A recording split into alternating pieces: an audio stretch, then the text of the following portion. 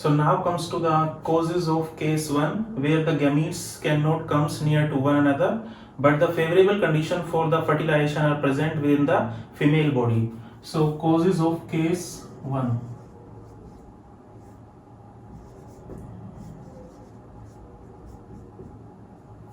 So the problem can be associated with the female partner or with the male partner, or it can be with the both. So wife is problematic,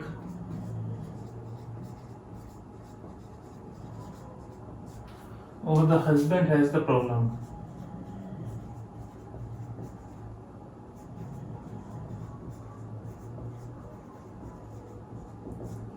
Now the problem can be associated with the female partner is oogenesis is present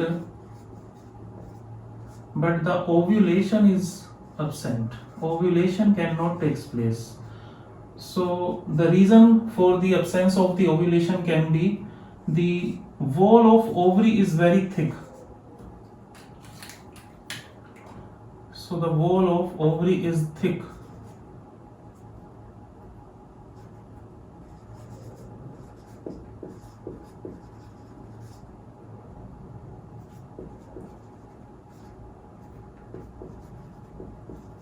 Or the ostium is closed,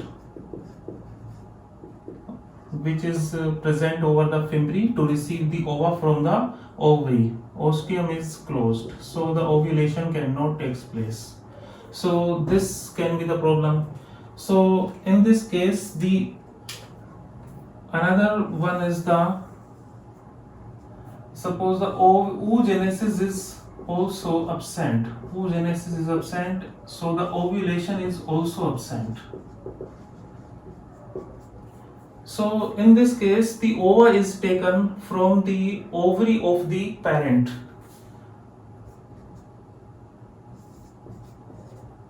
Ova taken out from parent's ovary. In this case, the ova is taken from the donor because the oogenesis is absent. Ova taken from donor. So they are now directly placed within the fallopian tube because the fertilization can take place within the female body. So here it is placed into the fallopian tube. So gamete intrafallopian transfer is to be performed. So it is, in short, is written as GIFT, gamete intrafallopian transfer. So it is the means problem, and it is the means solution that is to be done in this case when the wife is problematic. So second case, when the husband has the problem. So now we will discuss what are the problems that can be associated with the husband or the male partner. So the problem can be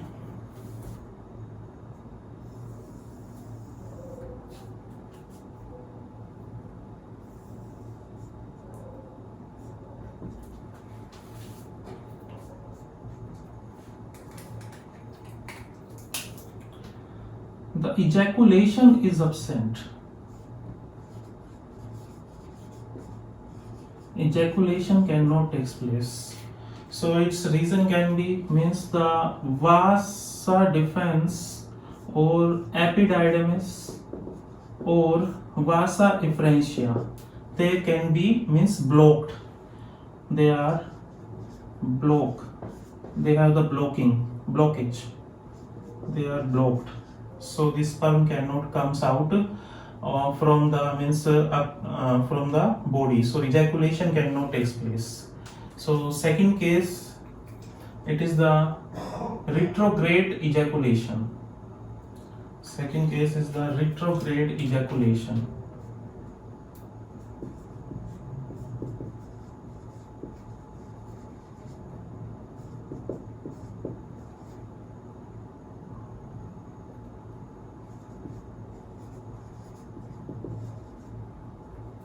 in this case, instead to emerging out of the sperm from testes to the outside of the penis through to outside of the body through the penis, the sperm enters into the bladder, urinary bladder. So the sperm enters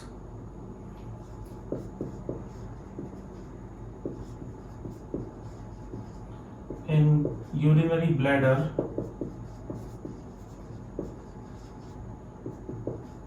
instead to emerge out through penis.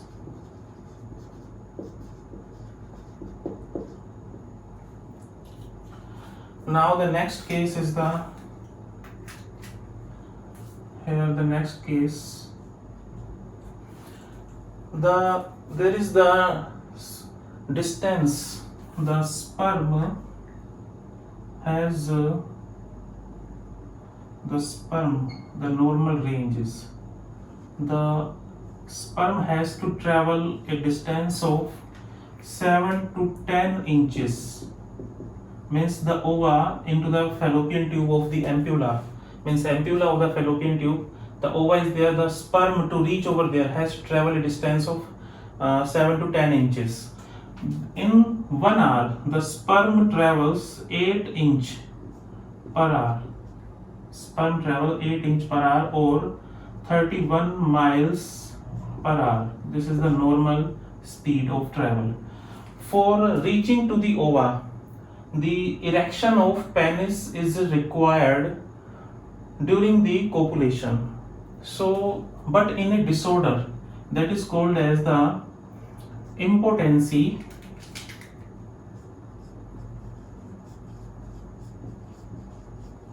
or erectile dysfunction.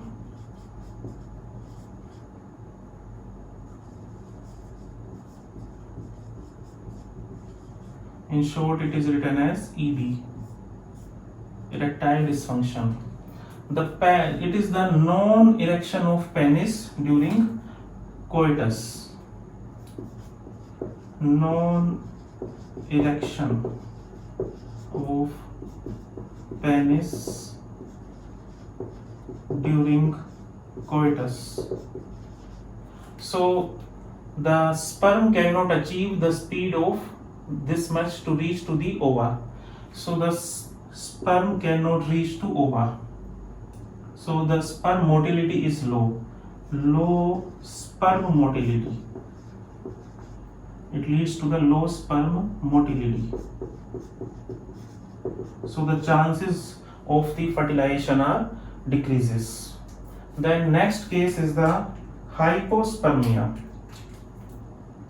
Next one is this is the normal range for the traveling of the sperm to the ova. Next one is the hypospermia.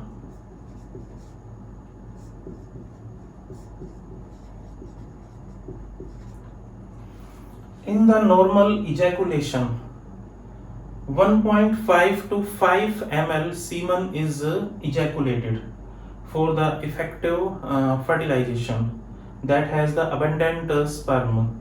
But in this hypospermia, the normal range of the semen during the ejaculate is the 1.5 to 5 ml. Normal semen ejaculate.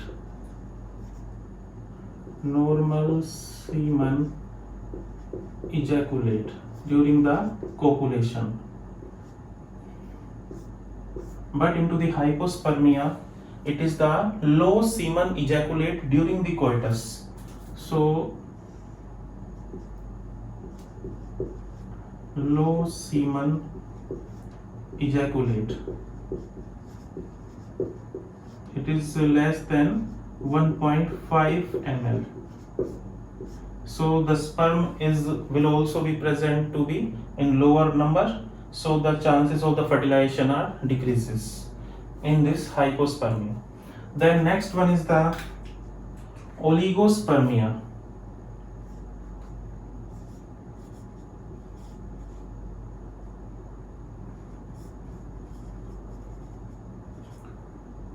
oligospermia. In this oligospermia, the sperm count is low. The normal range in this 1.5 to 5 ml of semen during the ejaculation, the normal range of the sperm is 300 million. 300 million in single ejaculate. Normal sperm count in the single ejaculation. In single ejaculation. But in the oligospermia, the sperm count is low, so the success rate is also decreases. So it is the oligospermia is the low sperm count.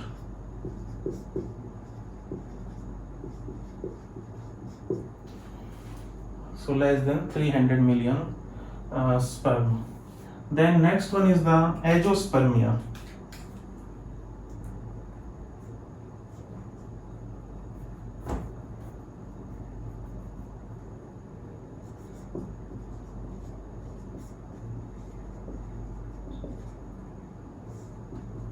Azoospermia. In the azoospermia, the sperm is absent into the semen. So because the sperm cannot form into the testes, so that is due to the absence of the spermatogenesis. The sperm is absent. Absence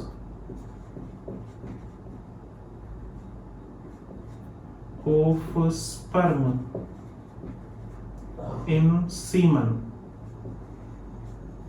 So because of absence of spermatogenesis,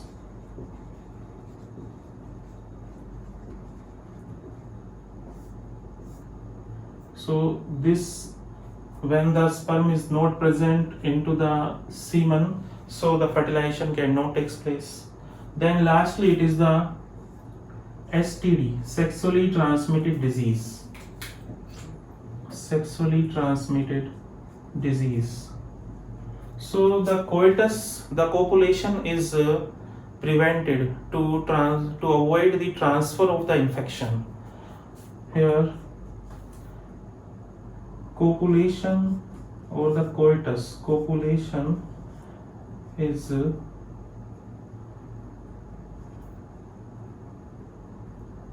prevented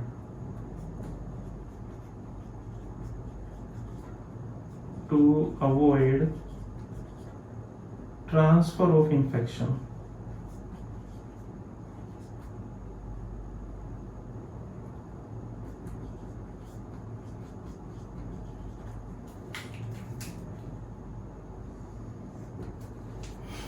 So for all these cases, the sperm is to be transferred artificially, means injected into the female's reproductive organ for the success of the fertilization. So that is called as the artificial insemination. This is termed as artificial insemination.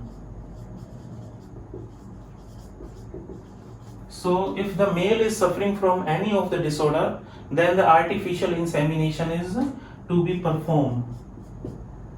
In short, it is written as the AI. So as the favorable conditions are present within the female body, so the sperm is taken from the male partner and it is directly delivered into the female reproductive structure, whether into the, it can be transferred into the vagina, uterus or fallopian tube.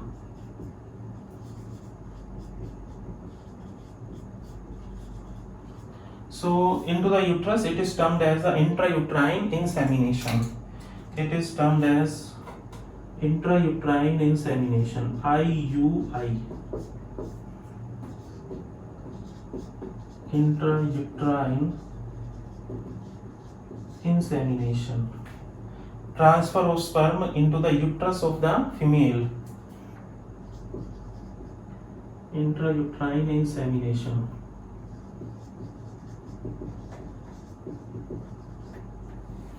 And into the fallopian tube, it is termed as the similar to this gamete intrafallopian transfer. So gift is the transfer of the ova and the sperm from the ovary and the testes respectively into the ampulla of the fallopian tube.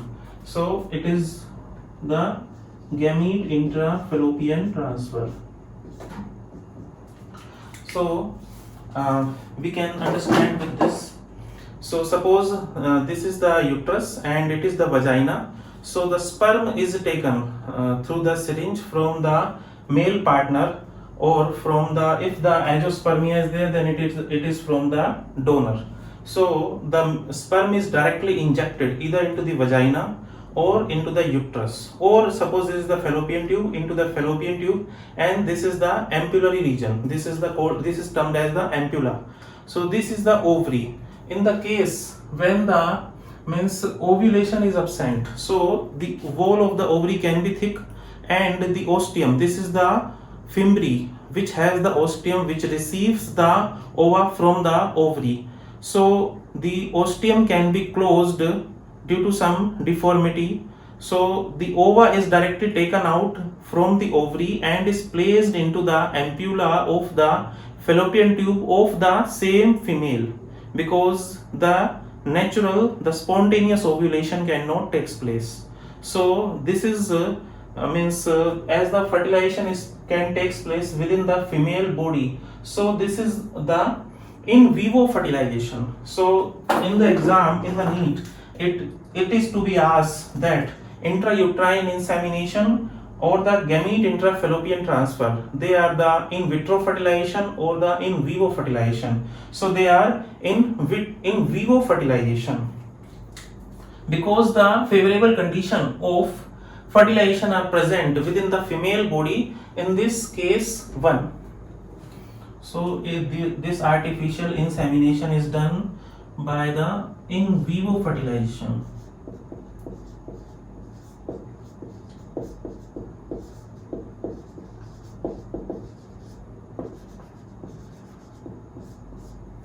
In vivo fertilization, it is for IUI, it is the in vivo fertilization, and this gamete intrafallopian transfer is in vivo fertilization.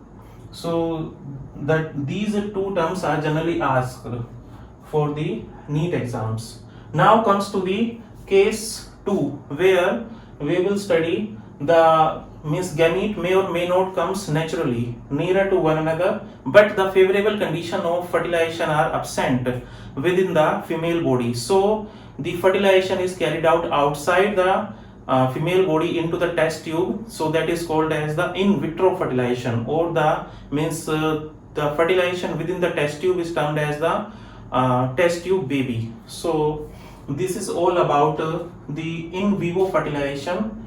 So now next comes to the in vitro fertilization.